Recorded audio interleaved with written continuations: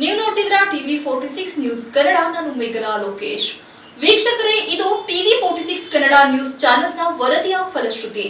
ಸಕಲೇಶಪುರ ಪಟ್ಟಣದಲ್ಲಿ ಬೀದಿ ನಾಯಿಗಳ ಹಾವಳಿ ಹೆಚ್ಚಾಗಿದ್ದು, ಪುರಸಭೆ ಅಧಿಕಾರಿಗಳು ಬೀದಿ ನಾಯಿಗಳ ನಿಯಂತ್ರಣ ಮಾಡುವಲ್ಲಿ ವಿಫಲರಾಗಿದ್ದಾರೆ ಎಂದು ವರದಿ ಮಾಡಲಾಗಿತ್ತು. ಈ ವರದಿಯಿಂದ ಎಚ್ಚೆತ್ತುಕೊಂಡ ಪುರಸಭೆ ಅಧಿಕಾರಿಗಳು ಇಂದು ಬೀದಿ ನಾಯಿಗಳನ್ನು ಹಿಡಿಯುವ ಕಾರ್ಯಾಚರಣೆಗೆ ಮುಂದಾಗಿದ್ದಾರೆ.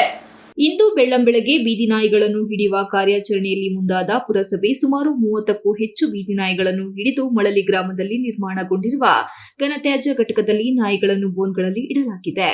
ಈ ಸಂದರ್ಭದಲ್ಲಿ ಉಪವಿಭಾಗಾಧಿಕಾರಿ ರಾಜೇಶ್ ಬೀದಿ ನಾಯಿಗಳ ಸಂತಾನ ಹರಣ ಶಸ್ತ್ರಚಿಕಿತ್ಸಾ ಘಟಕವನ್ನು ಉದ್ಘಾಟಿಸಿ ಮಾತನಾಡಿ, ರಾಜ್ಯ ಮತ್ತು ದೇಶ ವ್ಯಾಪ್ತಿಯಾಗಿ ಬೀದಿ ನಾಯಿಗಳ ಹಾವಳಿ ಹೆಚ್ಚಾದ ಹಿನ್ನೆಲೆಯಲ್ಲಿ ಸುಪ್ರೀಂ ಕೋರ್ಟ್ ಮತ್ತು ಹೈಕೋರ್ಟ್ ಆದೇಶ ಮತ್ತು ರಾಜ್ಯ ಸರ್ಕಾರದ ಸುತ್ತೋಲೆ ಅನ್ವಯ ಸಕಲೇಶಪುರ ನಗರದಲ್ಲಿ ಇರುವಂತಹ ಬೀದಿ ನಾಯಿಗಳನ್ನು ಹಿಡಿದು ಸಂತಾನ ಶಸ್ತ್ರಚಿಕಿತ್ಸೆ ಹರಣ ಮಾಡುವ ಮೂಲಕ ಪುರಸಭೆಯ ಅಧಿಕಾರಿಗಳು ಈ ಕಾರ್ಯವನ್ನು ಕೈಗೆತ್ತಿಕೊಂಡು ನಾಯಿಗಳಿಗೆ ಶಸ್ತ್ರಚಿಕಿತ್ಸೆ ಹರಣ ಮಾಡಿದ ನಂತರ 4 ದಿನಗಳ ಕಾಲ ನಾಯಿಗಳನ್ನು ಸುರಕ್ಷಿತವಾಗಿ ಆಹಾರ ಮತ್ತು ಚಿಕಿತ್ಸೆ ನೀಡುವ ಮೂಲಕ ಪಾಲನೆ ಮಾಡಲಾಗುವುದು.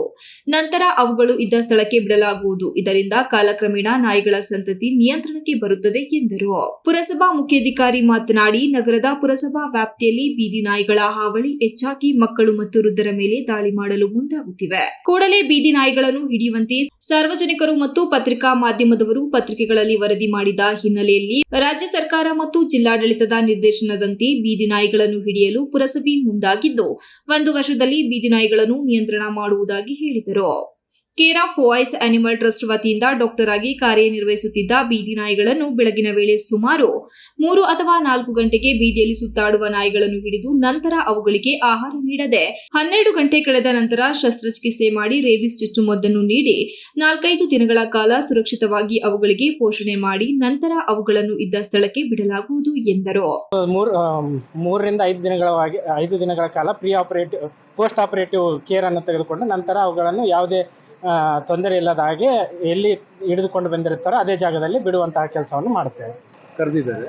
ಈ ಮುಚ್ಚಿದ ನಾಯಿಗಳ ಅವಸ್ಥೆ ಏನು? ಇಲ್ಲ, ವೆಟರ್ನರಿ ಏನು ಪಶು ಸಂಗೋಪನೆ ಇಲಾಖೆ ವತಿಯಿಂದ ಏನು ಸರ್ವೆ ಮಾಡಿರ್ತಕ್ಕಂಥ ಏನು ಡಾಟಾಬೇಸ್ ಏನಿದೆ ಆ ಬೇಸಲ್ಲಿ 480 ಅಂತ ಇದೆ.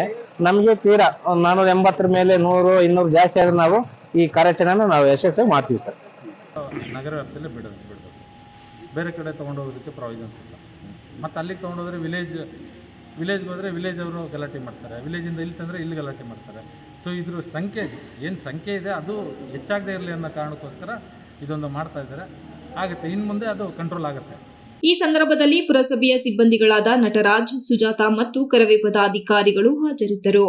MB Umesh, TV 46 news Kannada, Sakleshpur. You are watching TV 46 News Kannada.